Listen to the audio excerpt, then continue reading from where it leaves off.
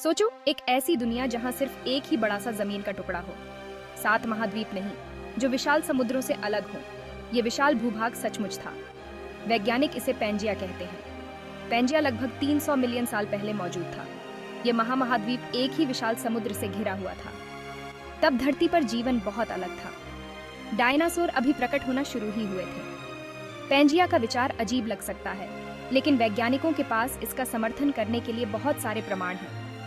उन्हें अब बहुत दूर महाद्वीपों पर समान जीवाश्म मिलते हैं। इससे पता चलता है कि ये भूभाग कभी जुड़े हुए थे। विभिन्न महाद्वीपों पर चट्टानों की संरचनाओं का मेल भी पैंजिया के अस्तित्व की ओर इशारा करता है। हमारे ग्रह के पहेली के टुकड़े एक साथ फिट बैठते हैं। महाद्वीपों के हिलने के विचार को कॉन्टिनेंटल ड्रिफ्ट कहा जाता है। जर्मन वैज्ञानिक अल्फ्रेड वेगेनर ने 1900 के दशक की शुरुआत में इस सिद्धांत का प्रस्ताव रखा था। वेगेनर ने महाद्वीपों के आकार के बारे में कुछ दिलचस्प देखा। उन्होंने देखा कि दक्षिण अमेरिका और अफ्रीका के समुद्र तट ऐसे दिखते थे जैसे वे एक विशाल पहेली के टुकड़ों की तरह एक साथ फिट हो सकते हैं। उन्हें अपने सिद्धांत का समर्थन करने वाले अन्य सुराग भी मिले। वेगेनर को इन दूर के महाद्वीपों पर समान जीवाश्म मिले। उन्हें गर्म जलवायु में प्राचीन ग्लेशियरों के प्रमाण भी मिले। इससे पता चला कि वे भूभाग कभी ध्रुवों के करीब स्थित थे।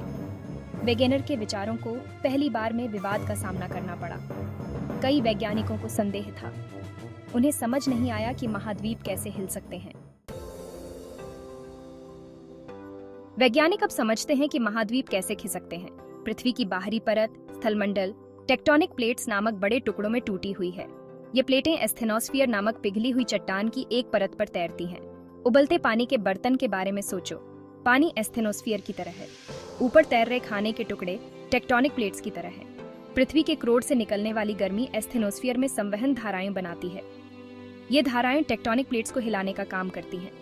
प्लेटें बहुत धीरे धीरे चलती हैं, प्रतिवर्ष केवल कुछ सेंटीमीटर, लेकिन लाखों वर्षों में यह गति जुड़ जाती है, जिससे पहाड़ों, महासागरों और यहाँ तक कि स्वयं महाद्वीपों का निर्माण होता है। भाग 4, अतीत का अनावरण, महाद्वीपीय प्रवाह में खोजें। वेगेनर के महाद्वीय प्रवाह के सिद्धांत को शुरू में प्रतिरोध का सामना करना पड़ा। वैज्ञानिकों के पास यह समझाने के लिए सबूतों की कमी थी कि महाद्वीप कैसे हिल सकते हैं। हालांकि 20वीं शताब्दी के मध्य में नई खोजों ने पृथ्वी के बारे में हमारी समझ में क्रांति ला दी। पृथ्वी के चुंबकीय क्षेत्र के अध्ययन ने प्लेट टेक्टोनिक्स को महत्वपूर्ण समर्थन प्रदान किया।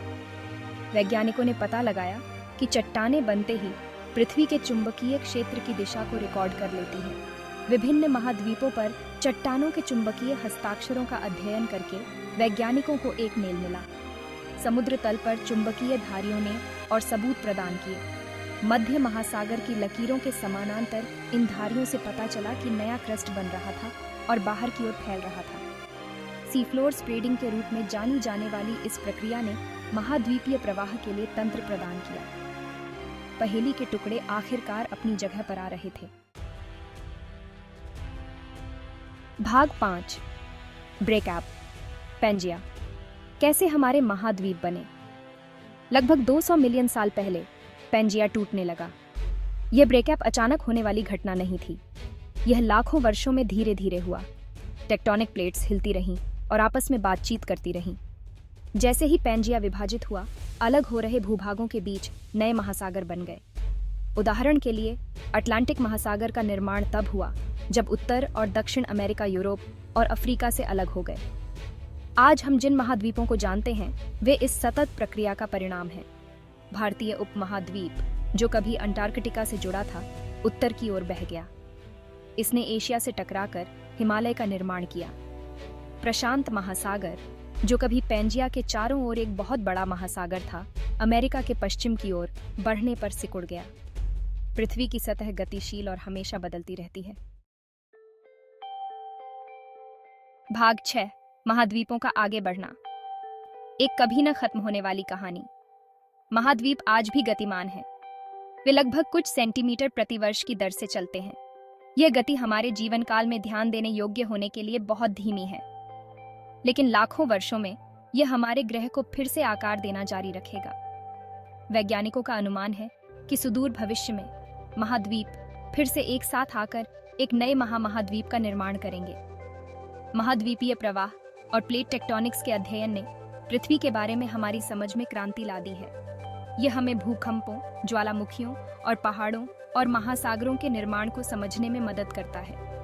यह पृथ्वी की पिछली जलवायु और जीवन के विकास के बारे में भी अंतर्दृष्टि प्रदान करता है। हमारे पैरों के नीचे की धरती स्थिर नहीं है। ये एक गतिशील प्रणाली है जो अरबों वर्षों से लगातार बदल रही है।